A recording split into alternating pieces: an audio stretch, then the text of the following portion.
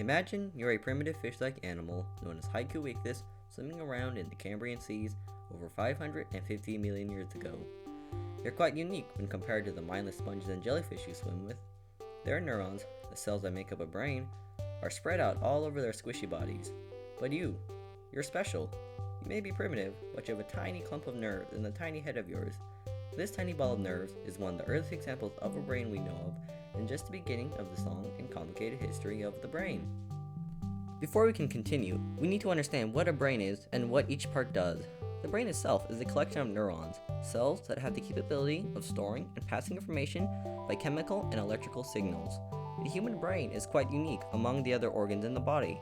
It uses up to 1/5 of the total energy in the body, and it is by far the most complex organ. It can be made up to 84 billion neurons. The common notion for what the brain is for is to think, but that may not necessarily be true.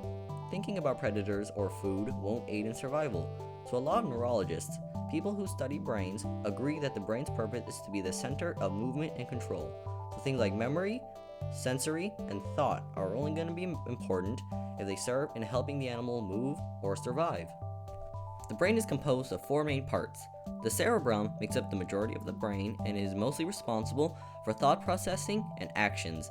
The cerebellum contains more neurons than the rest of the brain and is responsible for balance and coordination. The limbic system is located inside the cerebrum, and it is in charge of emotions, memories, and homeostasis, a body's ability to self-regulate. Finally, the brainstem.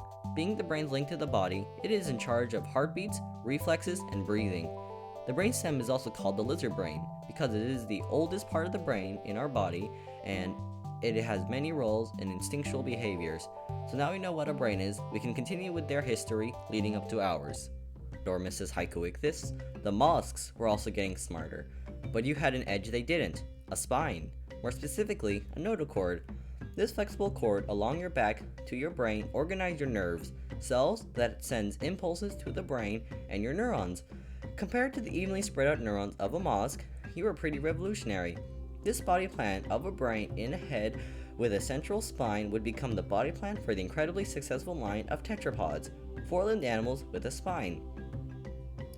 The most influential member of the tetrapod family was an odd animal known as Tiktaalik, and it was the first vertebrate animal with a spine to take tentative steps onto land and then back into water.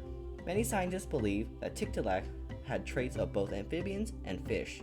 It had a lung-like structure and basic wrist bones. Its brain was primitive and probably similar to our lizard brain. Fast forward a couple eons and we reached the Mesozoic era. This era is known for being the time when the dinosaurs ruled. Dinosaurs are known for being huge, vicious, and elegant, but they aren't really well known for their intelligence. Quick side note, this, and this are not dinosaurs. Just because they're prehistoric doesn't necessarily mean they're dinosaurs. Anyways, the 30-foot long Stegosaurus was once believed to have a brain the size of a walnut. But with recent studies, Stegosaurus's brain has been promoted from walnut to a slightly bent hot dog. But how did a tiny brain like that manage to run a truck-sized animal? Some scientists believe that Stegosaurus may have had a pseudo-brain near its abdomen. That's right, it may have had a brain in its butt. Scientists believe Troodon was the smartest dinosaur due to its high brain-to-body mass ratio. But later on you will see why this isn't the best way to determine intelligence. In the late Triassic period, 200 million years ago, mammals made their debut. While they've been evolving from mammal-like reptiles for millions of years now, this is the first time we start seeing mammal-like traits appearing in the fossil record. The early mammals were meek and didn't stand a chance against the dinosaurs. But we all know what happened in the end. An asteroid the size of Mount Everest was on collision course with Earth. It struck near Mexico in the Yucatan Peninsula, and it wiped out over 70% of life on Earth. To quote Neil deGrasse Tyson, dinosaurs are extinct today because they lacked opposable thumbs and the brainpower to build a space program. With the dinosaurs out of the way, their ecological niches, or their roles in the environment, were now open and waiting to be filled. Mammals took over and diversified, and for the first time became the dominant animals on Earth. But one special mammal showed promise. These were the primates, and they were different from most other mammals. They had large brains, forward-facing eyes, and grasping limbs. And one special group of primates would be the genus Homo. We had split from the old world monkeys, and we started in Africa. Our brains were growing fast from our high-calorie diets of meat.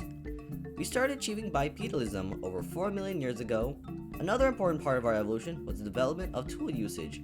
Scientists aren't sure exactly when we started tool usage, but we know fairly early in our history. If we look at our closest modern relative, the chimpanzee, we can see they also have tool use as well. Another really important side note, humans did not evolve from chimpanzees. We share a common ancestor that split off about 7 million years ago.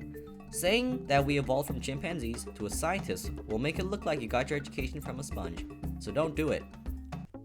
So now you know how we got the brain, but this leads into the question of what intelligence really is. The simple definition would be how big a brain is, but brain size doesn't always translate into intelligence. The sperm whale has the largest brain ever, but its brain power doesn't compare to its cousin, the dolphin. Okay, well how about brain to body size ratio? Ants and shrews have the largest brains in proportion to their bodies. Shrews having the largest for invertebrates, and ants having the largest overall.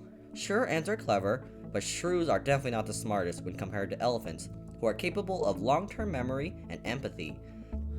In the end, there isn't a perfect definition for intelligence, but there is something you can do to get smarter. Your brain is just like a muscle. The more you use it, the better it functions. So if you're having trouble with a subject, practice it over and over and over.